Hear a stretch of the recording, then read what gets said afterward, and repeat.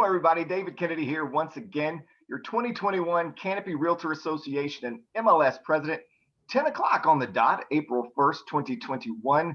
And today's proceeding are no April Fool's joke because today marks the beginning of Fair Housing Month, and it starts with a bang as we welcome Pulitzer Prize winner Bill Dedman and present to you another timely installment of our Realtor Hot Topic series entitled The Long Island Divided Investigation and Fair Housing.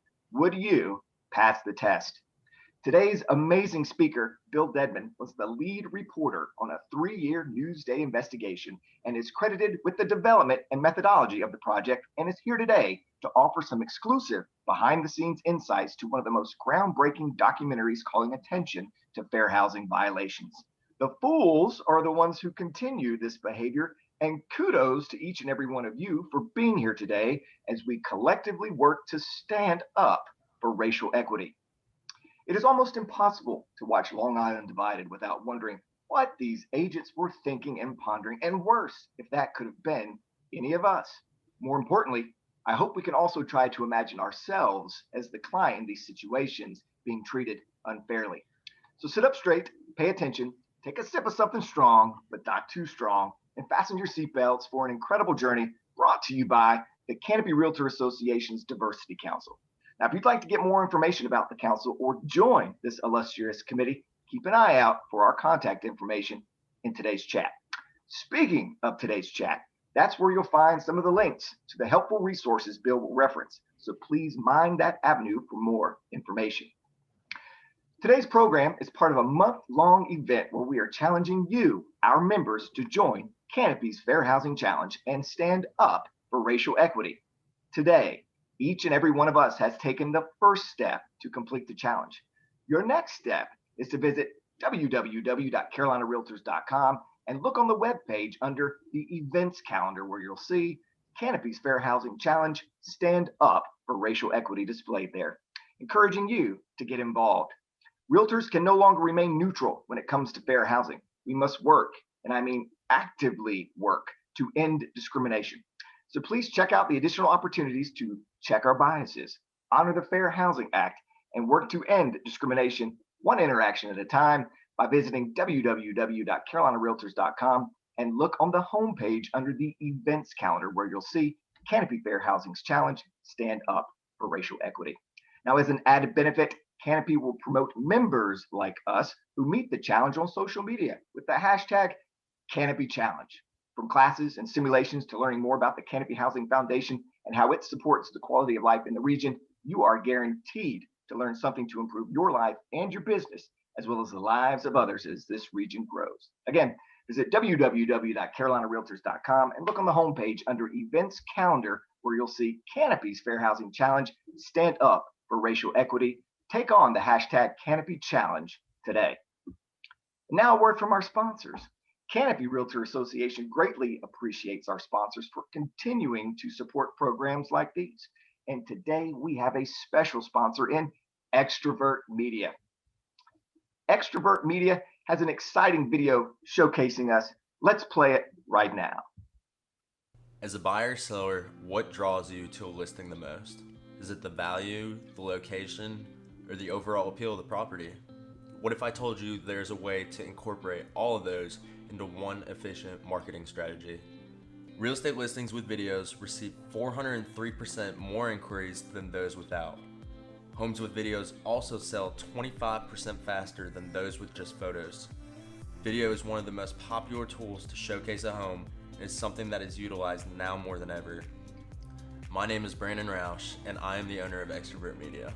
What sets me apart from other videographers and photographers is the ability to tell a story. Every home has something special about it, and a normal walkthrough doesn't create emotion or excitement. Through creative compositions and an eye for detail, videos that look like this can be turned into this. Drone shots are very effective as well when showcasing the property or the community.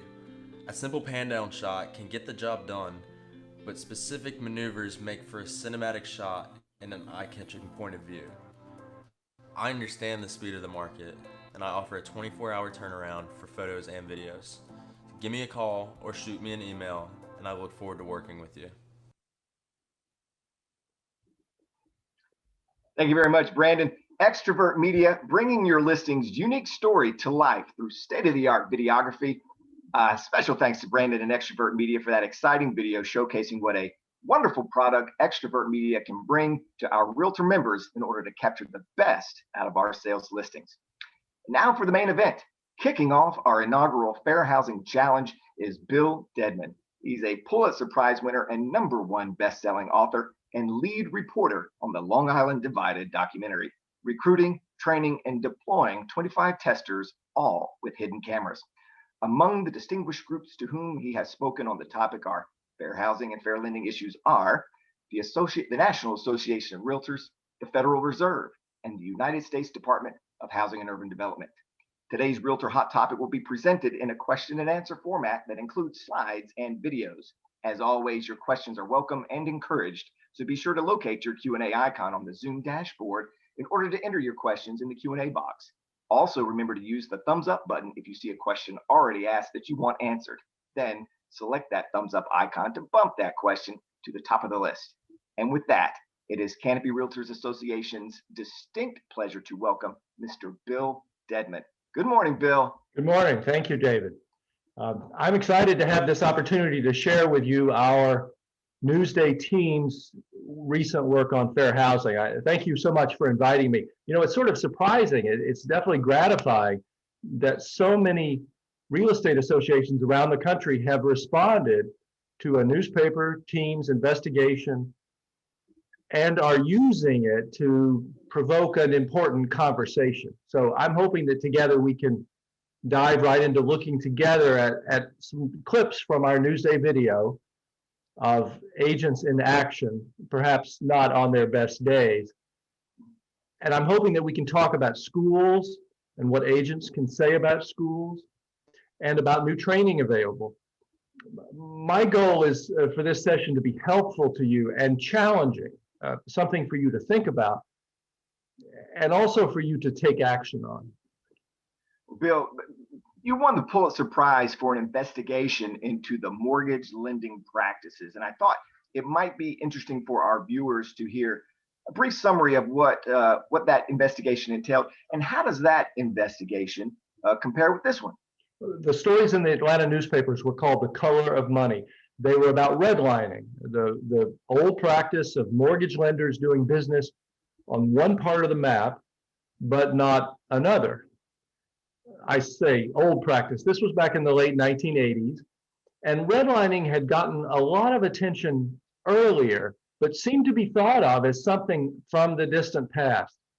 But we found lenders in Atlanta who were making home loans in white areas, even lower income white areas, but not in black areas, even the higher income areas that were home to Coretta Scott King and Andrew Young and vice presidents at Coca-Cola and Delta Airlines. What interested me about it was that the customer would have no way to know where the banks made or didn't make loans. The customer would have no basis for making a complaint. But we looked at where the loans were, but also how the banks operated. So we found differences in branch locations, in which real estate agents, in which areas the banks marketed to, and even where customers could put in loan applications and where branches had been closed. One lesson was that small actions, perhaps unintentional small actions, could have a huge impact in creating or in perpetuating a segregated system. And related, I'd like to mention a more recent project for the Boston Globe looking at traffic stops in Massachusetts. Our series is called Speed Trap, and you can find it online. An interesting thing about being stopped by an officer for speeding is that we were speeding. We were all speeding. And you have no way to know if you get a warning instead of a ticket, if everybody else got a warning that morning. If you get the ticket, you have no way to know how others are treated, whether you're treated equally. So it's sort of similar to being a bank customer or a real estate customer. You only know your experience, not anyone else's. And so you would have no basis for a complaint. And what we found in Massachusetts was that who gets a ticket and who gets a warning is easy to predict if you know the race, sex, and age of the driver.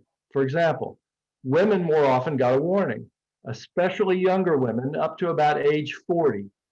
It's the same as who gets roles in Hollywood. Minorities almost always got the ticket, especially Black and Latino men. So there seemed to be some racial profiling at work once people are stopped in that decision at the window. Again, the customers wouldn't even know. Maybe the officers wouldn't even know how it broke down. Like with home mortgages, the public records with the traffic tickets answered questions about what was happening and how it was happening. I think what's different about the Long Island Divided series and film is that we're not coming along later looking at records. With the video cameras, you can watch people violate the law. And you can see specific agents and the name of their companies. I think having it caught on video with names helped lead to maybe some greater impact in changing the system. So the Newsday investigation, it has become a prominent example of the existence of race-based bias in real estate. Now, talk about why Newsday started the investigation from the beginning. Yes, David. So to set the scene, Long Island stretches east of New York City, 100 miles out into the Atlantic, with almost 3 million people in 2 counties. It's a heavily segregated suburb, perhaps the most heavily segregated in the nation. And what we mean by that is there's a lot of diversity overall, with people from all races and nationalities, but especially African Americans are concentrated in very few communities. Out of more than 200 cities and towns on Long Island, a majority of the Black residents live in only 8 of those more than 200. We had also long heard anecdotes from Black homebuyers, even our own colleagues at Newsday, who had encountered problems when they tried to buy a home in a wider or somewhat integrated area. And we had heard of testing. Fair housing groups or government agencies send out pairs of renters or home buyers, because it's really the only way to see how 2 similarly situated customers are treated. And we had seen that an anniversary was coming up, the 50th anniversary of the Fair Housing Act, a good opportunity to take the temperature, how had things changed. So we followed the methods used by fair housing agencies, adding hidden cameras for video and audio. That's legal in New York, and it's legal in most states, including North Carolina and South Carolina. Most state laws require only one party to a conversation, and that can be the home buyer, the tester, to consent to audio recording of the conversation. There are about a dozen states where hidden audio recording is not allowed, but you can still have testing there. You can debrief testers. Testers can fill out a questionnaire. You can look at the listings that they were given. Okay, let's dive into an introductory part of our documentary film from Long Island Divided. All of this, and we'll paste this link in the chat, all of this is at newsday.com/divided. And what happens in this video surprised us, but we saw it time and again. One customer receives service from an agent, while another customer in the same circumstance is refused service. We're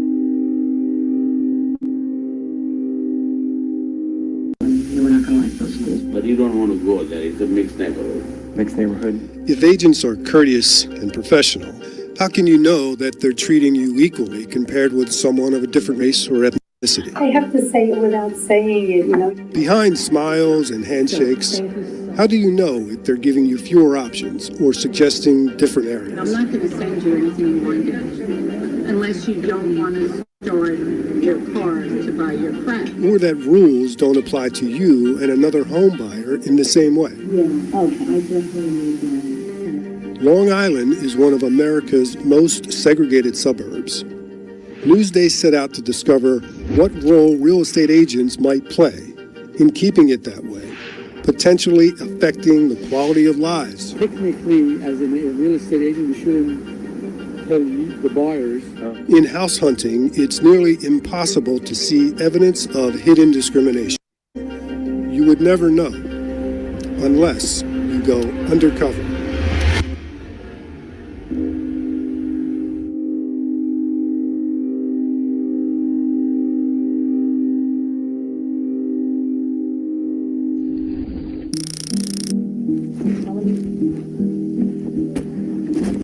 In one test, Johnny Mae Alston was the black tester and Cindy Parry was the white tester. And they met with Anne-Marie Quealy-Bichon at Signature Premier Properties office in Cold Spring Harbor. They asked for the same thing. As often happens, the agent discussed getting pre-qualified or pre-approved for a mortgage by a bank, showing how much a buyer can spend on a house. You pre-qualified, I guess. My husband's working with somebody in a bank. We've done some preliminary talks, about getting pre-approval. Neither had been pre-approved or pre-qualified. Here's what the agent told the black tester. So I really need that. I won't take out anyone unless you have a pre-qualification letter. So I need to. So that means I can't pre-qualify for a mortgage.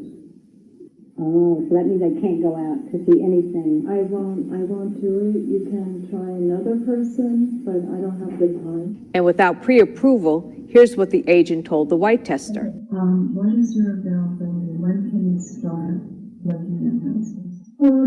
I would say not this coming week. Cindy received 79 listings from this agent. Johnny Mae couldn't get any listings. And Cindy, the white tester, received 2 home tours. They had the same finances, the same budget, and they made the same request in the same area. But one was white, the other was black. The agent treated them differently.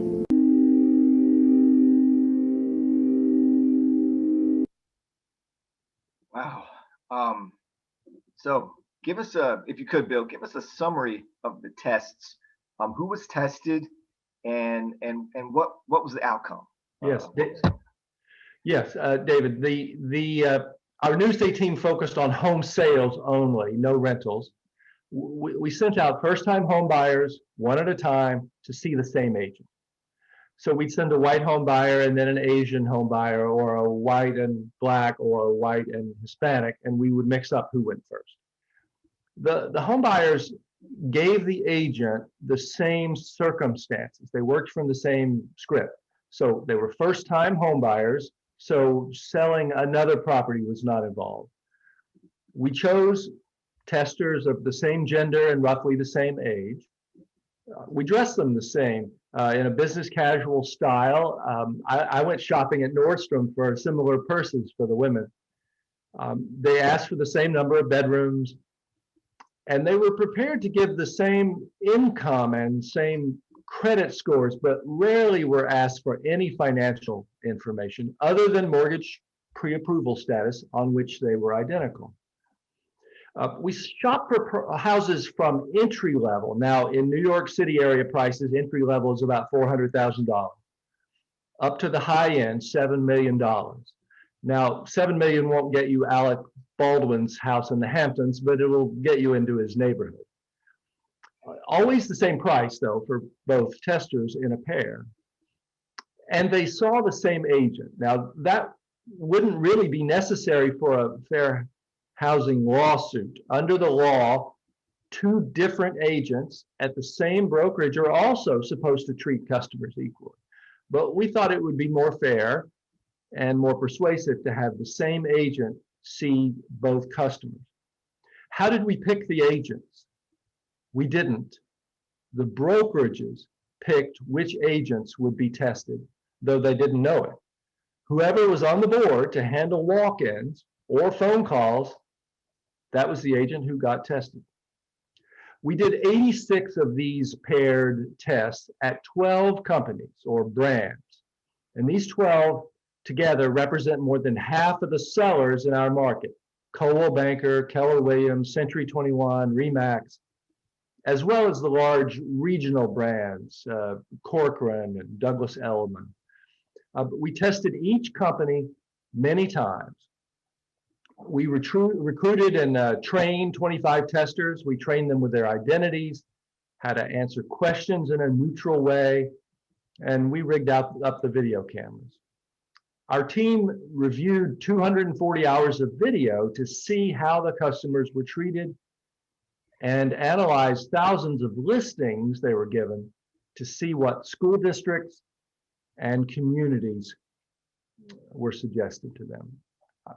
We didn't feel comfortable being the referees, so we had two fair housing experts review each test for equal treatment. One had run a testing program for the Department of Justice, and the other is a law professor who wrote the textbook on fair housing law. Only if both of our referees independently threw a flag did we call a penalty on an agent. Before we published, we gave the agents and their brokerages details of the test so they could watch their videos and respond to our findings beforehand. So this was a careful effort. It took more than 3 years. This was not a drive-by investigation to get a YouTube video. Now the results. The agents gave unequal treatment in 40% of our tests, 4 out of 10. And the results varied, though, in some interesting ways. Asian buyers were treated differently than their white counterparts, 19% of the time, 2 out of 10 Asian buyers. Hispanic buyers were treated differently than their white counterparts, 39% of the time, 4 out of 10 Hispanic buyers. And Black buyers were treated differently than their white counterparts, 49% of the time, 5 out of 10 Black buyers.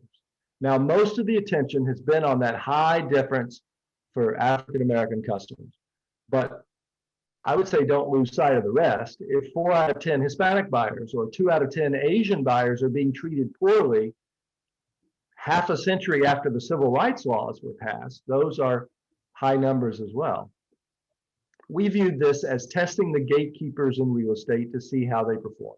It's fair to say that most of these major national and regional real estate companies were contributing to the racial segregation in our suburbs. Only 2 of the 12 companies passed all of their tests, and we wrote about that.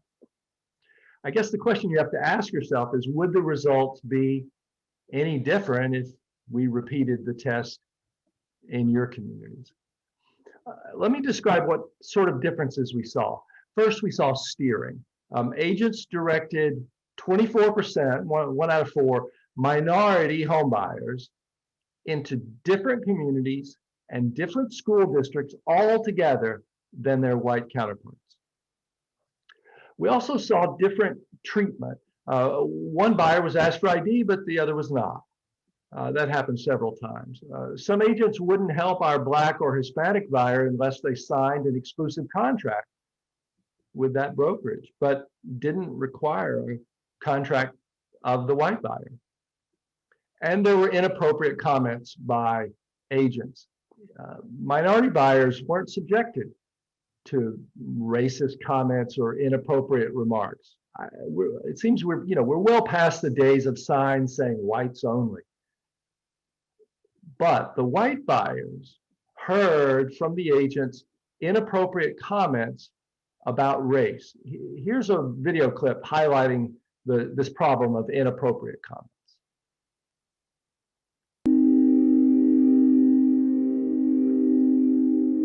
Hispanic community came in, and they really took over Springs and Northwest Woods area. Here, an agent gives conflicting advice about Freeport. I like Freeport. Now you have a bad school district, and that's not good for resale value. On the school bus, see the moms that are hanging out on the corners. You don't want to go there. It's a mixed neighborhood. It's been the United Nations. Because be more comfortable in a certain demographic area that isn't heavily one way or another in terms of the people. Bayshore has 2 school districts. Brentwood and Bayshore. You don't want to have Brentwood School District. You want to have Bayshore School District. I can't say anything, but I encourage you, I want you to go there at 10 o'clock at night with your white diapers. Go to that 7-Eleven. They didn't buy there. No, that's great. I have to say it without saying it, you have the knowledge of the areas, Yes. I don't want to use the word steer, but I try to, I'll use another word, I educate in the areas, Yeah. How are you, Russ? How you doing? Good. How are you? We're either waiting for the owner or waiting for the agent to show up. You don't want to be, I don't think you should be in Elmont. I think you should probably just be Franklin Square. And I remember specifically, he talked about steering. Yes, that's what he said. Steering, yeah. Yeah. And in the same breath, he mentioned, well, steering's bad, but this is what I'm going to do. There's something called steering. No steering, like steering. Oh, like a car or something? No, like a horse, even.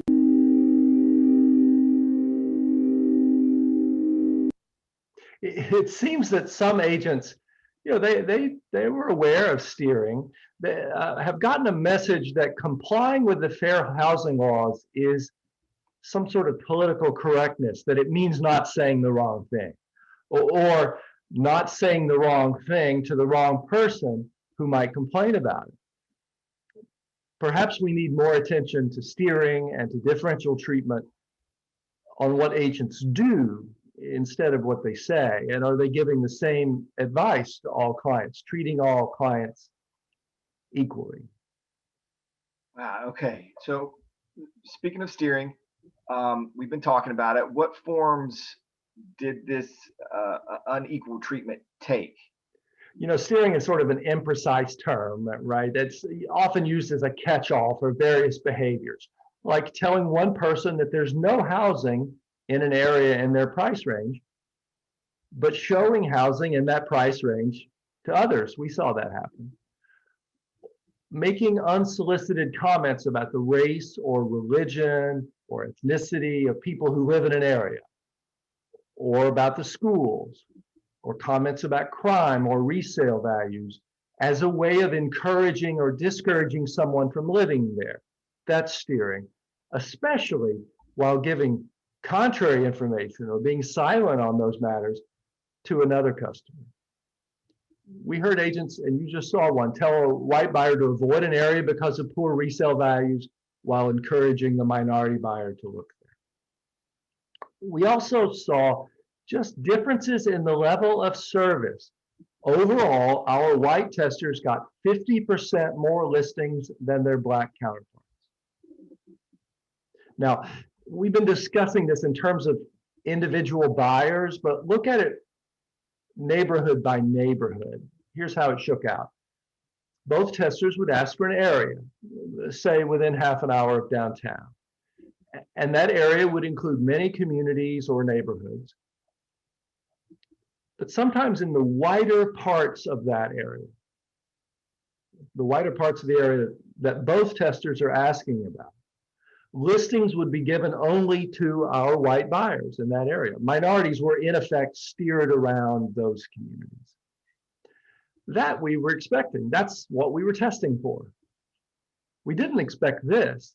We also had minority communities where no one of any race got any listings, although homes were for sale in that price range. These are communities that had more than a modest amount of black population. Though they were in the search area for all or both testers in a pair, the agents would steer around that area for both buyers. Our legal experts said, well, now who has the lawsuit in that case? Not only are the white and minority home buyers being steered illegally, they have a lawsuit, but the communities themselves are being harmed, the governments, and anyone who has tried to sell a home in those areas, and their listing brokers have a lawsuit under the Fair Housing Act against the brokerages that are steering around their communities. Fewer buyers means lower home values, lower sale prices, lower home equity, and less tax money for schools. Here's a video clip with a classic example of steering.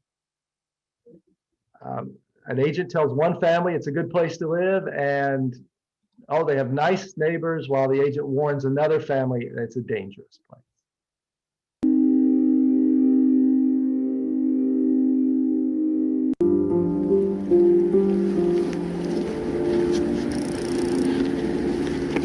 Kelvin Toon is a black man in his early 50s, and he went in to meet with an agent involving a test in the Brentwood community, a community that is 80% Hispanic and black. The agent communicated to Kelvin, our black tester, that she enjoyed meeting with clients from the Brentwood area. Every time I get a new listing in Brentwood or a new client, I get so excited because they're the nicest people. When we sent Kelvin's counterpart in to meet with the same agent, the white tester was actually warned about Brentwood not being a nice place. The nursing home we need to be near is in Brentwood. Okay. And so we found a couple that are in Brentwood. Pretty close to each other. Okay. And it just seemed like those would be handy also for going to visit. Do you want to give me them and I'll look into them for you? Or? Yeah, I can do that. That warning came later to the white testers, saying there was concern about gang activity going on in Brentwood.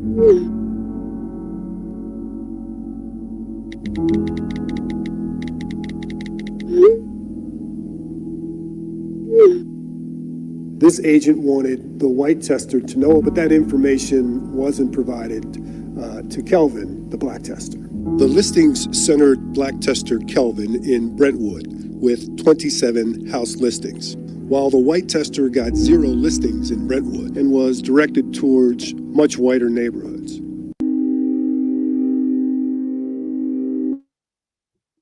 Bill, do you think the agents included in the documentary were knowingly steering? And what we can assume from the statement of some of those, it seems like they were, but do you think that, or do you think some of it is just an unconscious bias? I think this is an important question, David. The first point is that it doesn't matter legally. The Fair Housing Act and the local laws cover behavior, not thoughts or motives. The law is not a mind reader. If an agent is treating one person better than another, similarly situated person, and the difference between them is one of the 7 categories in the Fair Housing Act, the agent has violated the law. To remind you, those categories are color, race, religion, national origin, disability, sex, and family status.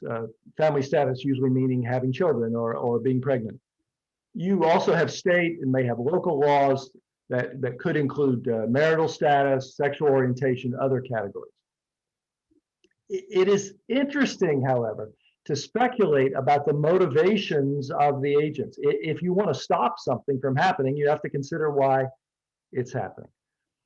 Some agents may, in effect, be profiling, assuming, consciously or not, that the person of color can't really afford homes in the price range they've given, or can't qualify for the mortgage, or will be wasting their time, while accepting the same price range without question from a white buyer. One of the tricky things about profiling is that it is so ineffective. It doesn't work. We usually talk about profiling as though it's a shortcut to success, but as though it's some sort of politically incorrect thing. But experts say the real problem with profiling is that it doesn't work. Let's say you want to stop school shootings from happening. Who plays video games or who dresses a certain way is not a good predictor of who will be a school shooter. The profile you see fits too many good kids and may miss the kid who's planning an attack. Well, what is a better predictor? Acquiring weapons, telling other students of plans, or think about airport security. Religion is not a good way to identify who will be a terrorist. Too many good people, maybe not the bad people, are caught up in such a profile. And in real estate, race is not a good way to identify which customers can afford a home. You leave too much money on the table if you assume that people of color can't be good customers. So it's ineffective counterterrorism, ineffective policing, ineffective real estate sales. Besides, it's illegal. So why do it? Some agents may think, consciously or unconsciously, that they'll make money faster with less effort if they steer people to neighborhoods where you'll feel comfortable. You heard an agent saying something close to that, where there are not too many people of one type or another. But why assume that people want segregated neighborhoods? Besides, it's illegal. It is possible that some agents may have a bias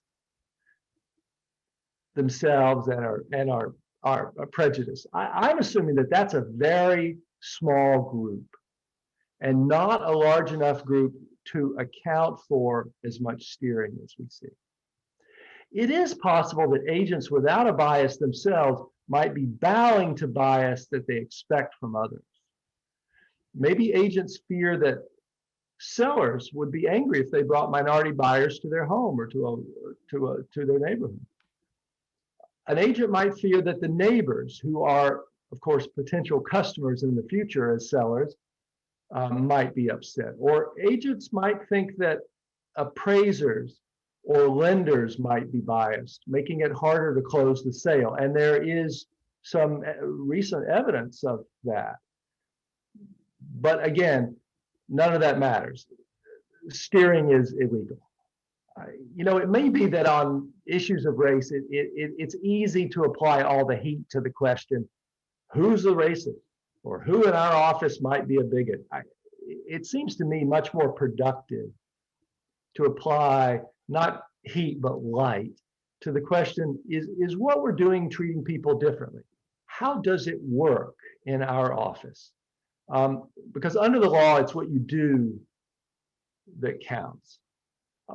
I think it's also interesting from our test to look at it from the point of view of the home buyer, or in our case, the tester.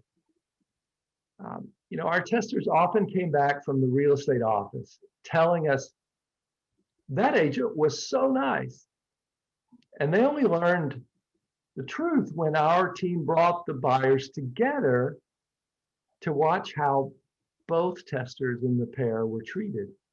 Here's a clip where you'll meet some of our testers and hear from a fair housing expert who works with them.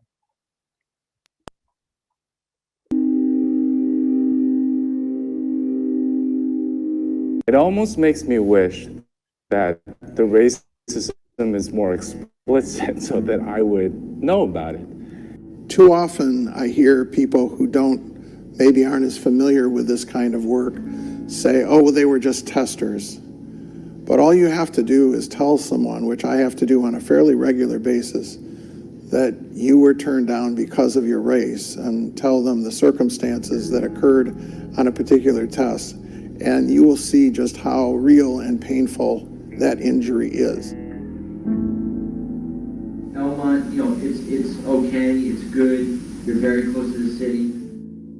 Some of them are not as nice, Elmont. I do remember him, he was nice, and I do remember him pointing out on the map. Oh, he loved that map. I remember that. Yeah, he had the map, and he's like, Some of these towns, in my opinion, are not necessarily the greatest in terms of school districts, safety, crime, resale. One of the patterns that startled us was that some agents, time and again, began their presentations to buyers. These are new customers, with inappropriate comments or steering or information that violates the Fair Housing Act. This agent with the map, he looked like General Patton planning the invasion of Sicily. But he had a different invasion plan for home buyers of different races. For the whites, it was don't get off the highway until you get past these neighborhoods.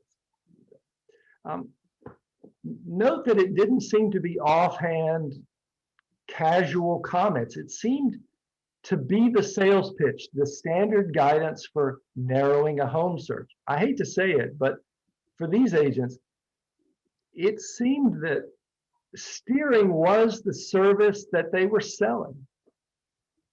Oh, okay. So schools are big here in Charlotte. So talk about what role schools play in the actions of the agents. On Long Island too, yes. Time and again, we heard agents explain to our buyers, everything is by school. Agents touted one district over another. Some districts were blue ribbon and others were declining. Often they gave different information to different buyers. Step back for a moment. Notice that American school districts are generally so segregated by race in many communities that directing someone to certain school districts is the same as directing them to areas with higher or lower minority population. America's schools are more segregated now than they were 30 years ago. It's hard to believe.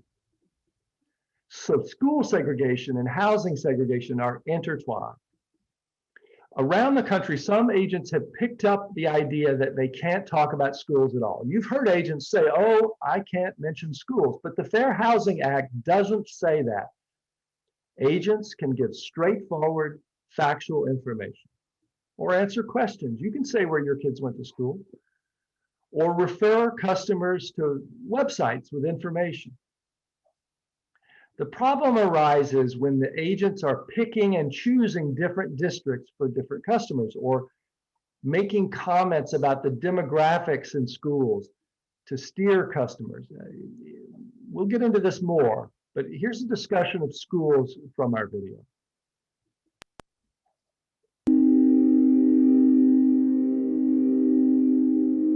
I said, do you really want your future children going to Amityville School District? We're going to try and stay away from Freeport, Roosevelt, Hempstead for now because of the school district. This part, the Salisbury part, is in demand because the schools are much, much, much better.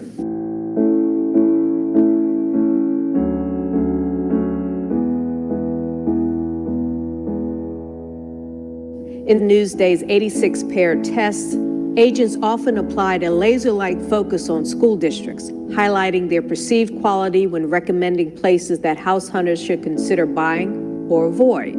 Fair housing experts say touting or disparaging school districts can put agents in jeopardy because talking about school districts can be taken as a euphemism for race. There's a few districts that I know I would I won't look in those towns. Oh, okay. You know, like Freeport and Baldwin and Amityville, which is part of Massapequa schools, but it's just certain parts of Massapequa.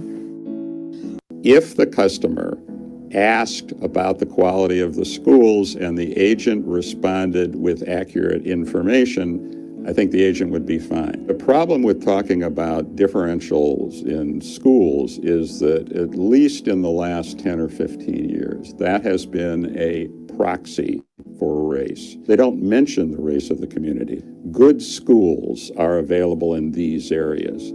Those areas I'd stay away from because they have poor schools. I want to ask, did you tell that to the other tester? If you're only giving that information to one tester of the two, and the only difference is the race, then you've provided what I call differential service. If you're in Massapequa, you only want school district 23. Okay.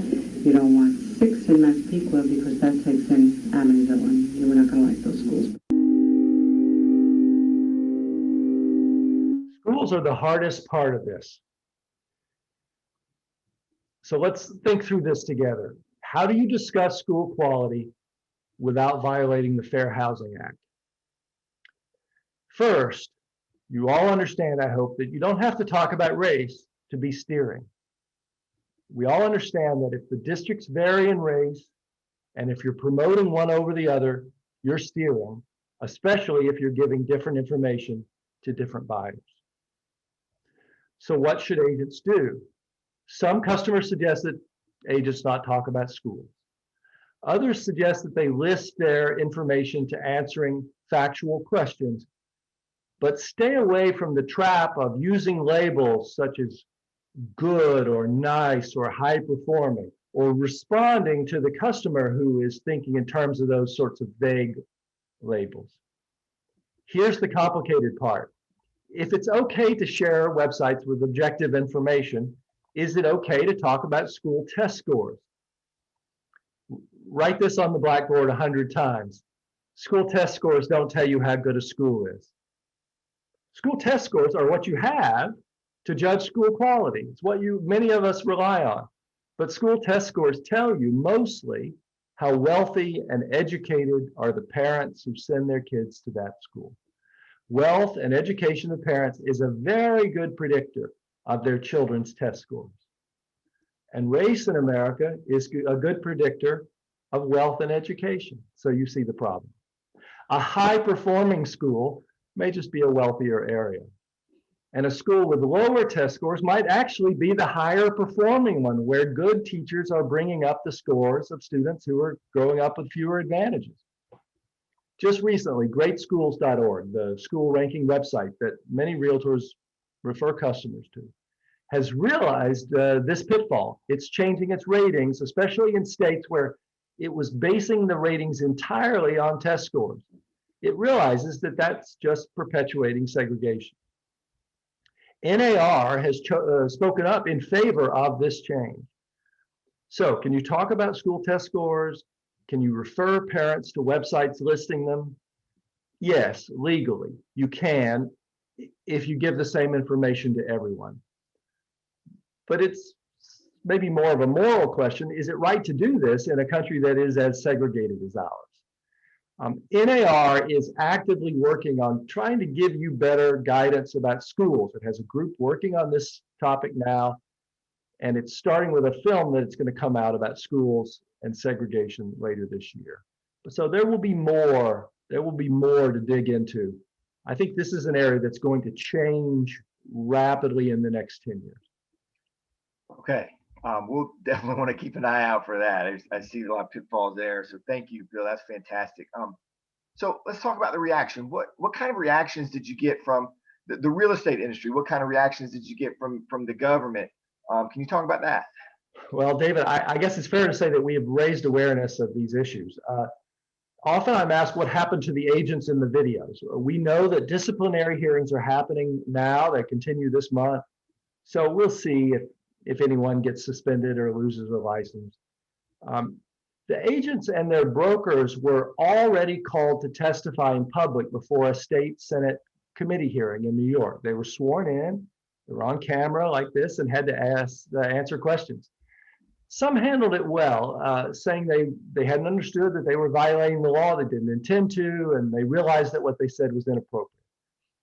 Others got a public thrashing.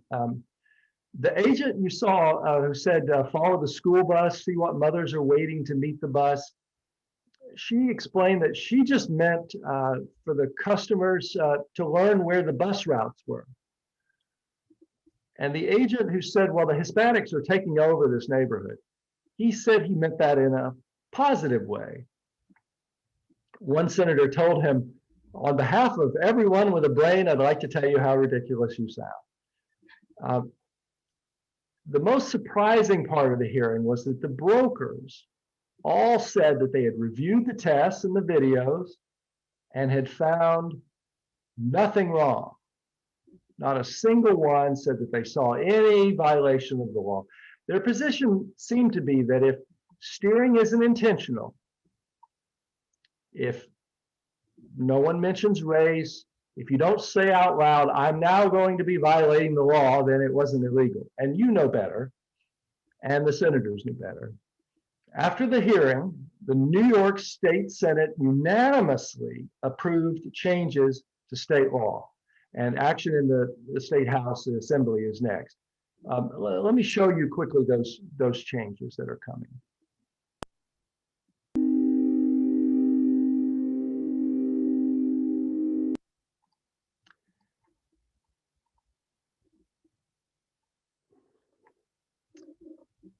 A senator said this bill is taking Newsday's investigation and making it state law.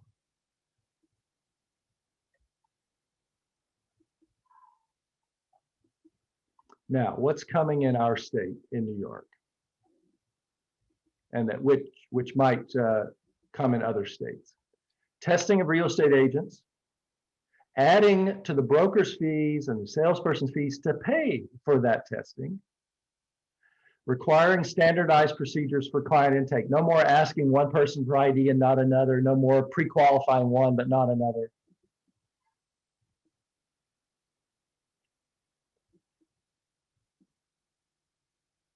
training on implicit bias, training on the history of segregation, training on the law. We already had training, but it was pretty poor. Damages that victims can recover, and doubling the fine for being caught steering. And where do the fines go? The fines go to pay for more testing of other agents. This is giving the responsibility to brokers. And if you have an office manager or someone who's an associate broker, then that person gets the responsibility too. And then requiring state agencies to administer housing programs to further fair housing and reduce segregation. That, in effect, is in that state overturning a Trump-era decision to change federal law. And we'll see whether these changes take hold in New York, but we've seen it before where regulation in one state, and here these changes are not being opposed by the New York State Association of Realtors. These changes in one state might spread. If you want to stop speeding, after all, you'll have more enforcement. Also nationally, HUD's enforcement division is talking about stepping up enforcement of the Fair Housing Act with more testing nationwide. That seems much more likely under the new president and under the new HUD secretary. Okay, so based on your investigations, what are the best ways to combat racism in real estate?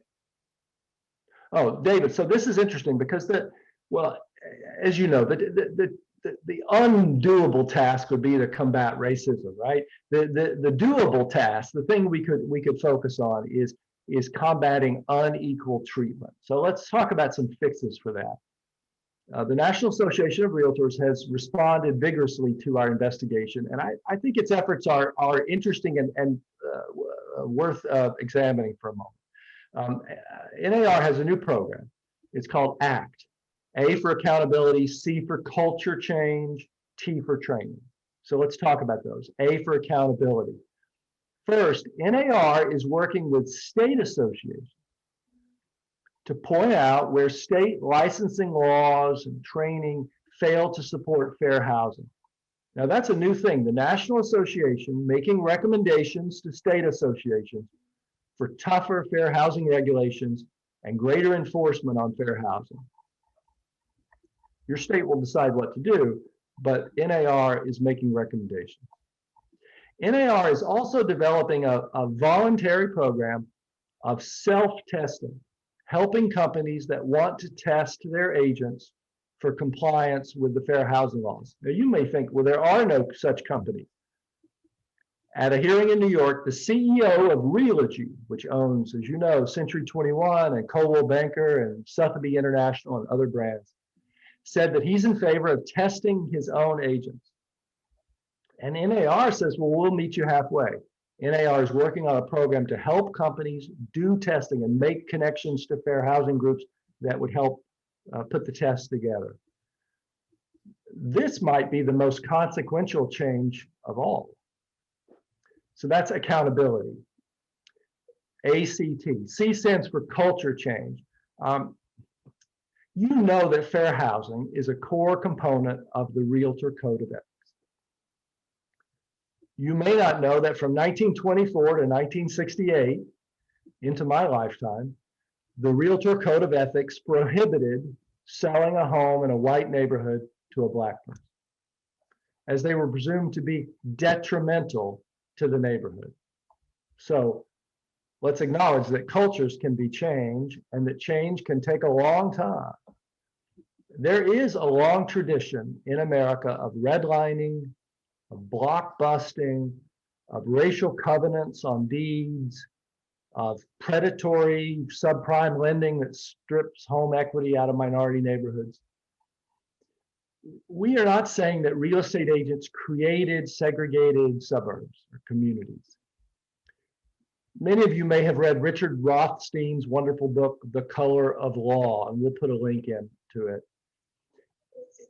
he lays segregation at the feet of government action back to the 1930s and tells the story of how financing was available only to white buyers when the modern suburbs were developed.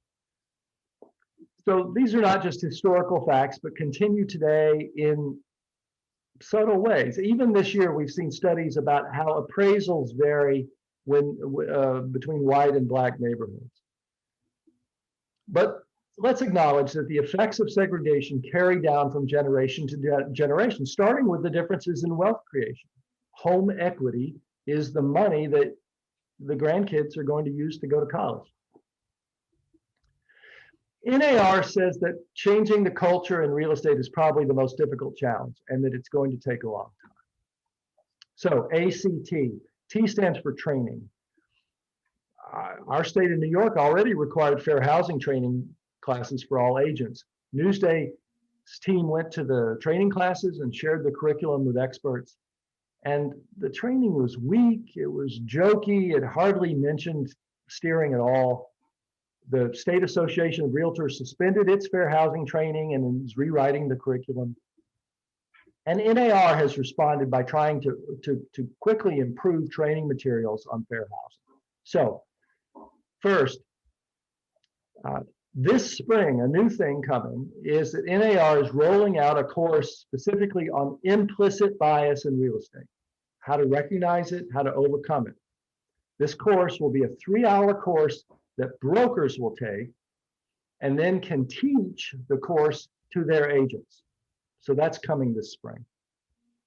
There's also a really interesting new training tool that many of you now may have seen. This past fall, NAR rolled out a sort of game or simulation called Fairhaven. And we'll put a link to this in the chat. It's just fairhaven.realtor. And going through this sort of video game, you can make choices and experience the pitfalls of fair housing. This kind of simulation can be very useful. It can help you take on the perspective of an agent, the perspective of a client, and this one is really well done. It takes about an hour to go through Fairhaven. You might represent a buyer or a seller, and your goal is to close 4 deals in the time that's allowed.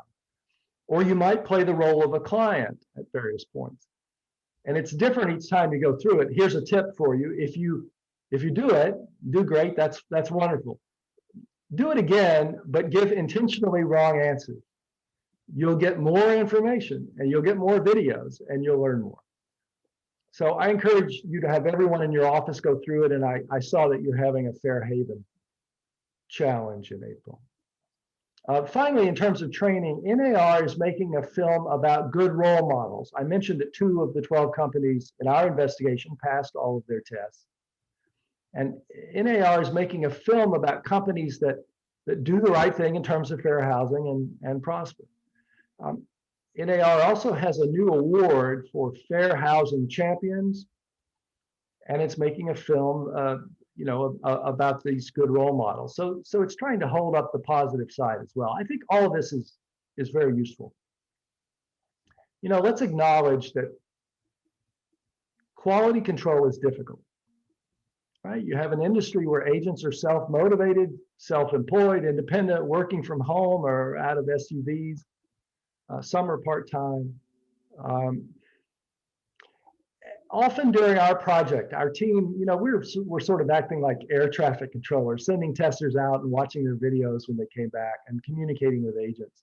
And we discussed, if we're laymen, we're not real estate professionals, but if we were running a real estate brokerage, how hard would it be to stop agents from violating the Fair Housing Act? You want to minimize your legal risk. You want to minimize the risk to your reputation. And what can you do?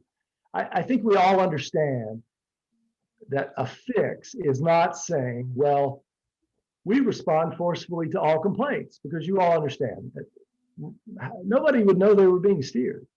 No one knows what listings were given to another customer, so no one would complain.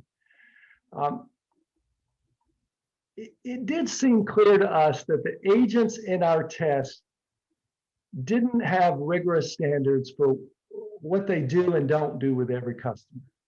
They didn't have a checklist. Time and again, we would see customers come back from an agent, some have a fat folder and others have a skinny folder of information from the same agent. That seems like something you can fix. If we give this brochure on schools to one customer, give it to everybody. You could argue that a fix would be diversifying the real estate workforce, which is still more white than the communities that you serve. That would have benefits. But let's recognize that it's not a cure-all. More minority hiring and promotion wouldn't stop steering from happening. We saw steering and discrimination by agents of all backgrounds. Just as you can see police brutality by some minority officers.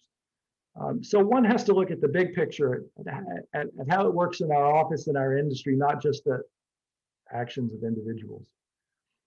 It did seem clear that many agents in our tests were unfamiliar with the minority neighborhoods. They'd been steering around the Black areas, especially, for so long that they knew nothing about the beautiful homes by the waterfront.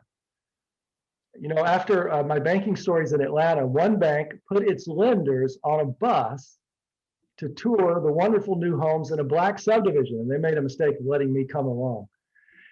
It was clearly a subdivision the bankers had never heard of. They were looking in at the kitchens. You could tell the kitchens were nicer than theirs. Maybe a bus tour wouldn't be a bad idea again. We did notice that our large real estate brands that we tested had more than 200 branch offices in our area, but not a single one of those was in the 8 communities where most of the Black residents live, not one office. And probably related, they didn't represent many sellers in those minority communities. Our team talked with brokers who were selling homes in minority areas who said, no, the big companies never send anybody to our open houses. I think we all recognize that a fix is not saying, well, I've been in business for so many years and I've never seen any discrimination, right? We understand that that just means I've never heard anyone announce that I'm about to be discriminating, right? Now, I wonder about what actions brokers take to know whether steering is happening in their offices. Brokers, do you check on which listings agents give to customers, which neighborhoods, which schools, and how those choices match up with what the customer asked for? Do you have any tools for that at all? I suspect not. Do you have consistent ways of qualifying customers? Require pre-approval from everyone or no one? Ask credit scores or income of everyone or no one?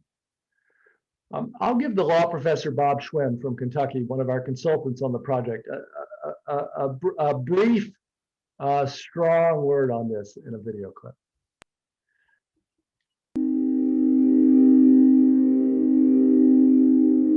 I'm a law professor at the University of Kentucky, and I've been a law professor for a long number of years. All we're asking in these tests, you get 2 people who come in and ask for exactly the same thing. Why don't you give them the same listings? Why don't you pre-qualify them in exactly the same way?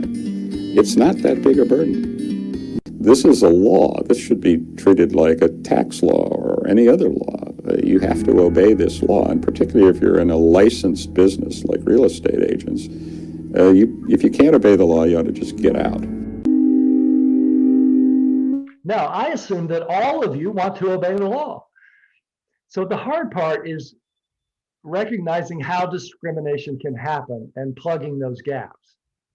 I'll close with this. What does NAR say about fixes? NAR offers the following simple suggestion on avoiding steering. 1, provide customers with listings based on their objective criteria. What did they ask for? Home size, other attributes, what location or distance from downtown or work, not on vague terms such as nice neighborhood or good schools or safe. And 2, NAR suggests pay attention to unconscious biases. When evaluating what a customer objectively wants, ask yourself why you may have eliminated certain areas. Now, I'm a layman, but I'll ask this question. Why should real estate agents be picking and choosing communities at all for home buyers? Is that really your function? If we gave customers access to all the listings within their price range with the right number of bedrooms, we wouldn't have steering. So it may be that the best way to stop illegal steering would be to stop steering customers at all. I'd send them all the listings, as the professor said. I know that all of you want to make sure that everyone who calls or emails or someday walks into your office again is treated equally. And so my hope is that you will share our stories and the 40-minute film with everyone in your office.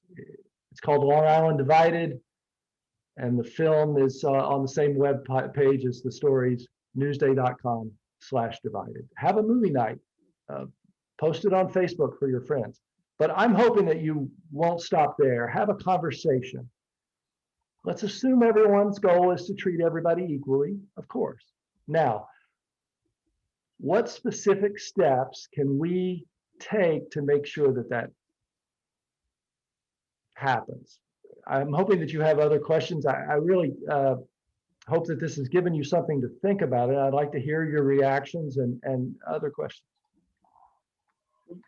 Bill, thank you so much. We got a ton of questions. Wanted to kick this off with first. We're curious to know how long each individual or each initial buyer consultation was for each buyer. Well, a few got turned away in an initial phone call or got turned away very early in a conversation when we met with an agent. You know, we would set up calls either by the internet or by phone or just do a walk-in. And some of those were brief because the person would say, "Oh, you're not pre-approved, I won't help you," or you know, it would get cut very short. But the typical consultation was, I think, about an hour.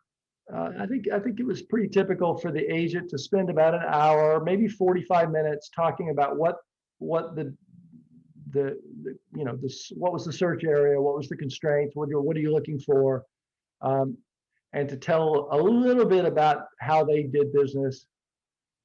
And then quite quickly, most agents then would jump into either making a list, sometimes sending testers home helpfully with 2 different lists of schools, or would pull the computer around and start checking those little boxes on the MLS to narrow the search. And you know, that initial conversation would usually take about 45 minutes, maybe. I think that's probably about right. So in your findings, did you discover any real estate agents were getting kickbacks from HOAs or motivation from HOAs to keep certain ethnic groups out of their neighborhoods? No, nobody had a sign up that said we take kickbacks. You know, we didn't see any evidence. Doesn't mean it wasn't there, but we didn't see any evidence of any sort of external, you know, draw. But you know, we know that agents can be affected by, you know, what's easy, what's more profitable, where the commission is higher. There's lots of things that might affect an agent's choices. But what seemed to be pretty typical was not pushing very specific listings or very specific subdivisions or something. It seemed to be more, you know, you've given me a broad area, 45 minutes of downtown, or within 30 minutes of this community, or 20 minutes of that community. And so let's just tick off these certain schools and certain neighborhoods in the MLS to narrow that search and then send you the listings in your price range in that area. It's just, you know, that they weren't always making the same choices for the 2 different testers, even though their criteria objectively coming in the door was the same. All right, so here's a tricky question that it's tricky for us as realtors. If we sometimes we can get buyers who may want to dance around the issue, and they may say, "Hey, what's the economic status of most residents in this neighborhood? Are we allowed to answer this? Should we answer this?" knowing that, hey, an economic status isn't one of the protected classes, but it could be a slippery slope. Yeah. I think the safest advice is to tell buyers to do their own homework. And the problem with that, of course, is that buyers are relying on you to do their homework for them. Being steered is what some buyers want. Are you allowed, yes, to say, oh, that's a very prosperous area? Are you allowed to say, oh yeah, there's a new development there, or it's a hot market, or they're just a new Whole Foods just went in on that corner? Sure, you're allowed to say all that. The legal tripwire is when you give different answers to different people. But to your question, different buyers may ask you different questions. I have heard from agents in the past year doing a lot of these meetings with associations. I've heard from agents who say, I just have learned to push back, either to brush off, duck, or to push back against buyers who are in effect asking me to steer.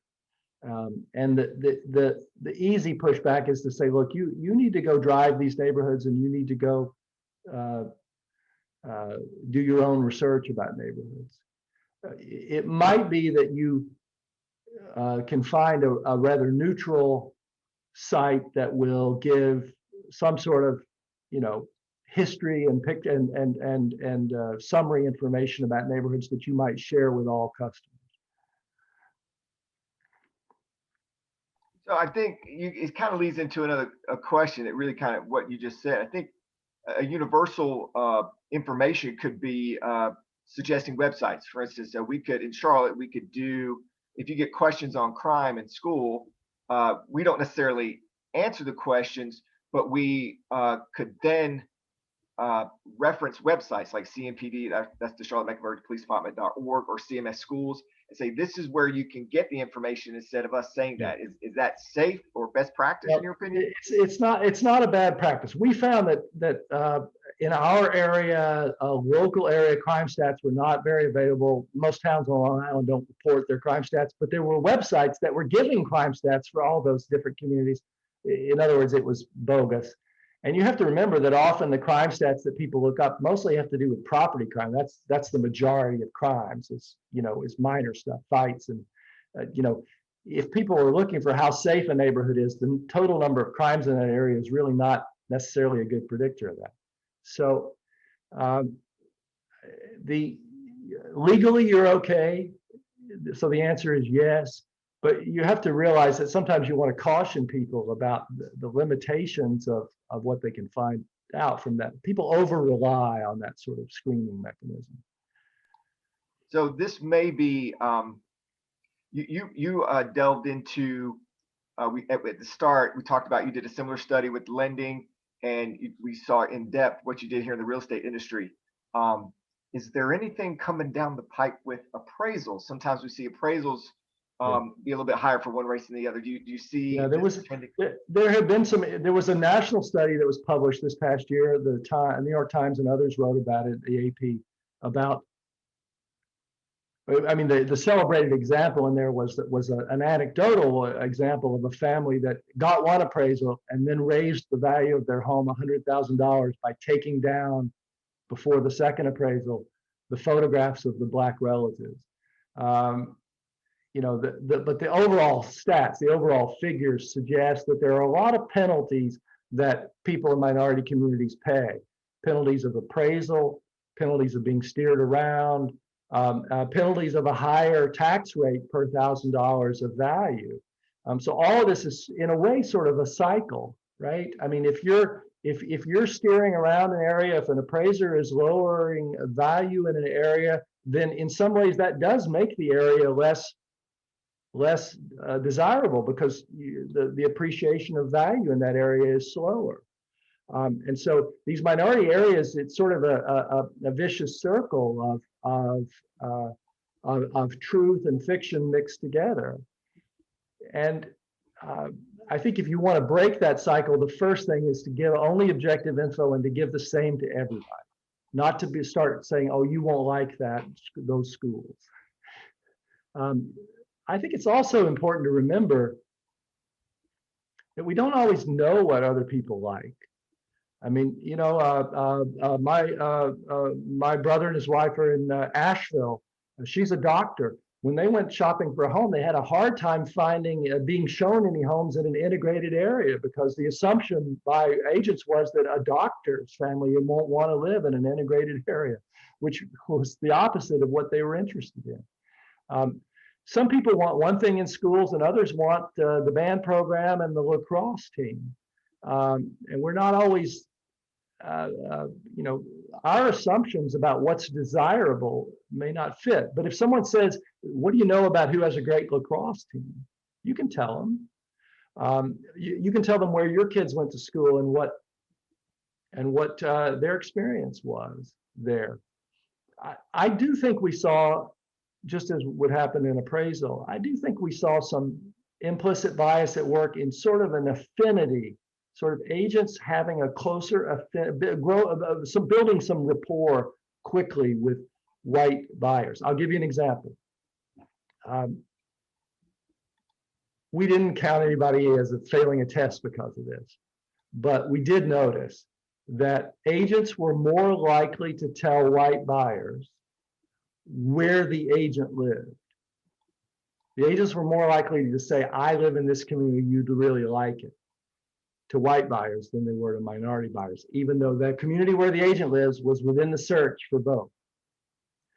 And we had one agent who was offering babysitting for the white buyer. You know, oh, if you move into this neighborhood, I know somebody who'll babysit for your kids, you know, but had not even mentioned to the minority buyer in that same test, that agent had not mentioned where the agent even lived.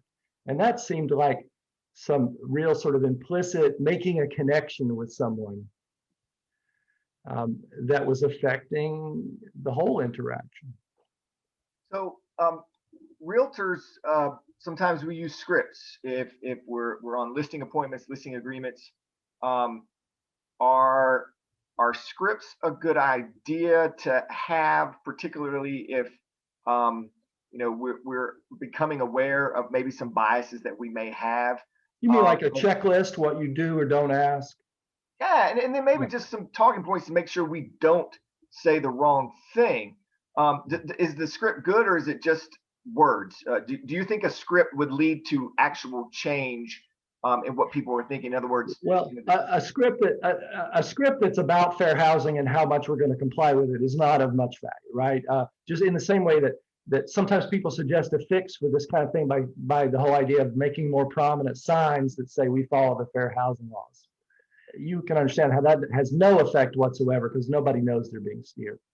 But in other areas, the books of Atul Gawande from the New Yorker are helpful on this, but others have talked about checklists in safety in airplane. If the pilots are following a checklist for pre-flight and a checklist when they encounter a certain problem, you can save a lot of lives. Checklists in real estate, do we ask for ID or not? Do we ask about income or not? Do we ask about pre-approval or not? It can be very helpful. In a way, it's sort of, maybe a script will cover this, but it's also just as important as how do you respond when you ask about pre-approval and two people give you the same answer or a similar answer, which is, well, no, not yet. Do you treat them both equally from then on?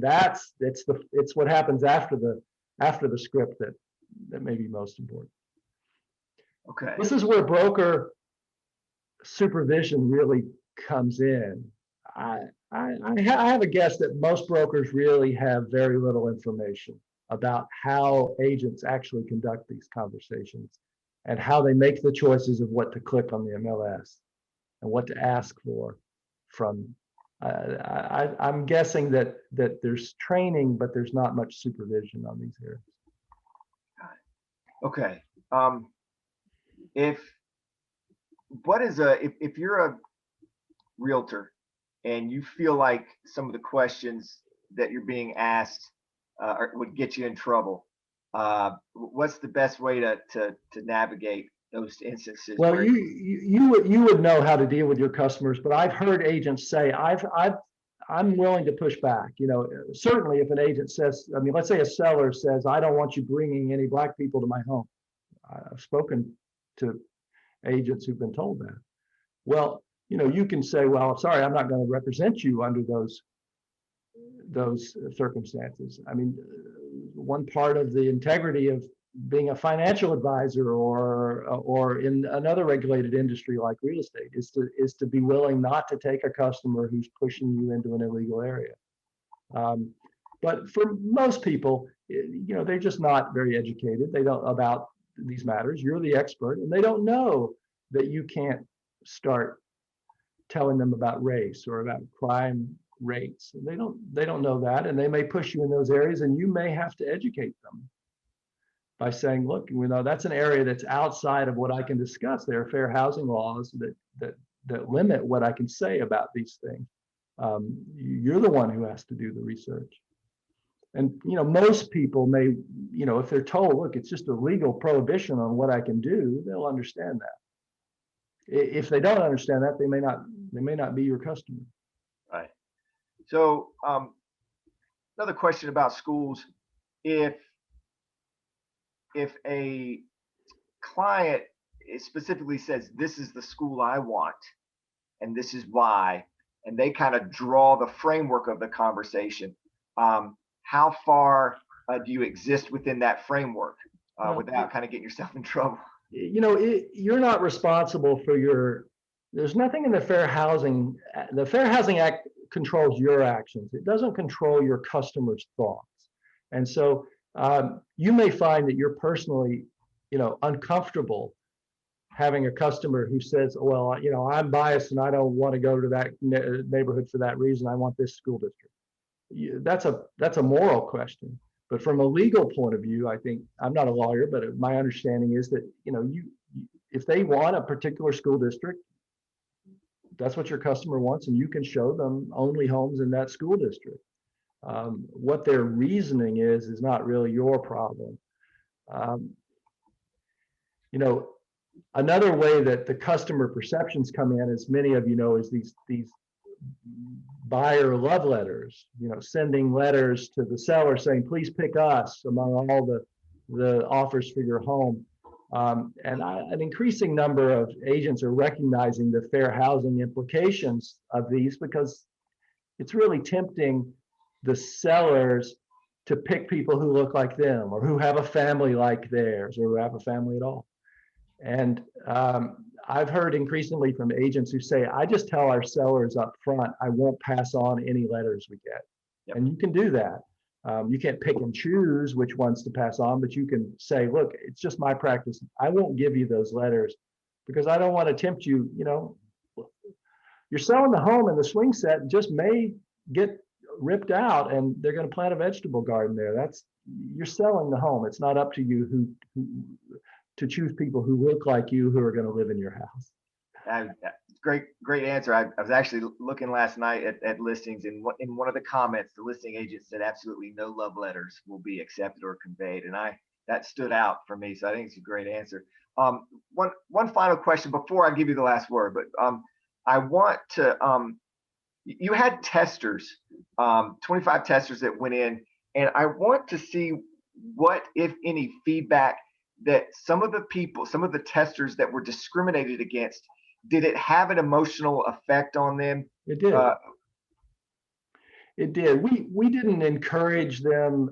You know, having them sue was not like part of our program, and I don't believe any of them have filed any lawsuits. That wasn't what this was set up to produce. But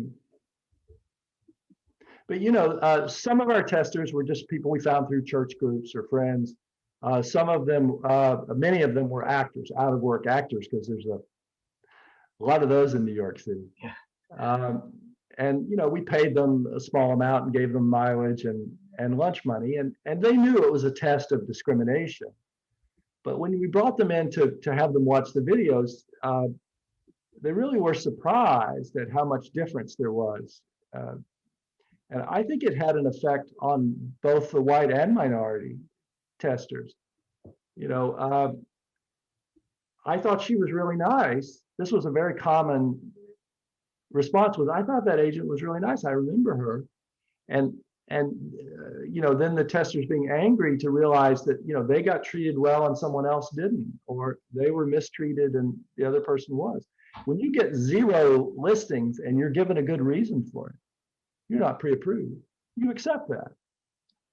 And then when you realize that the other person who was not pre-approved got 79 listings and 2 home tours, well, then you're hurt and angry about that. And that was the typical and appropriate reaction, I think. Bill, dynamite amount of time here, dynamite presentation. With all of our speakers, we always want to give you the last word before we wrap up. So any final thoughts for us, Bill? I just want to reiterate the idea of having sort of an engineering approach to it. It is not helpful to have movie night and all watch this and try to figure out who's the discriminator in our office. This is not helpful. It's much more helpful to have a very sort of how does it work approach. What are the best practices on pre-approving people, on pre-qualifying customers? What are the best practices on handling these kinds of sellers pushing us or buyers pushing us into gray areas under the fair housing laws? And talk about those as a problem that affects all of us in the office, and what are the best ways to solve that? How do you go at it? And sort of get all that out on the table, but from a shared perspective of we're all trying to solve this problem and do the best thing. In other words, assuming good faith on the part of everybody in this conversation, I think can be really helpful to lower the temperature around difficult subjects of race and try to focus more on the nuts and bolts. That's my only advice. Bill, thank you again. Huge thanks, ladies and gentlemen, to our guest today, Pulitzer Prize winner Bill Dedman. And also big thanks to the Canopy Realtor Association's Diversity Council for helping bring this to fruition. Special thanks to our sponsor today, Extrovert Media. Check out what Extrovert Media can do for you and your sales listings at www.extrovertmedia.com. We couldn't do this without the brain trust of the Canopy staff, Courtney McLaughlin, Ryan Perkins, and Karen Lindsay. Thanking them for their hard work behind the scenes to make this great. And thank you, our members, for being here. And don't forget, this is just the beginning. The last time Charlotte went through a pandemic a little more than a century ago, right as this Realtor Association was being founded, the effects were profound. Many perished, many people quarantined, felt isolated, schools, businesses endured waves of shutdown, all of which seems to strike a familiar chord. As we continue to endure this COVID pandemic, history offers us some lessons about what could happen next. In the decade after the last pandemic, as Charlotte grew exponentially. In the 1920s, Charlotte became the largest city in the Carolinas. Its signature industry became the biggest in the country. New businesses started and flourished, and home construction spilled outward from downtown to create what today are historic neighborhoods. It was a time of expanding wealth and expanding prosperity, though not for everyone. And what we learned today and continue to learn throughout our Fair Housing Challenge will help us prepare for an economic rebound that will hopefully be as inclusive as it is beneficial. That hope rests within us, you and me. So here's to a bold first step for being here today and to many, many more. Thank you all again for being here. So long, everybody.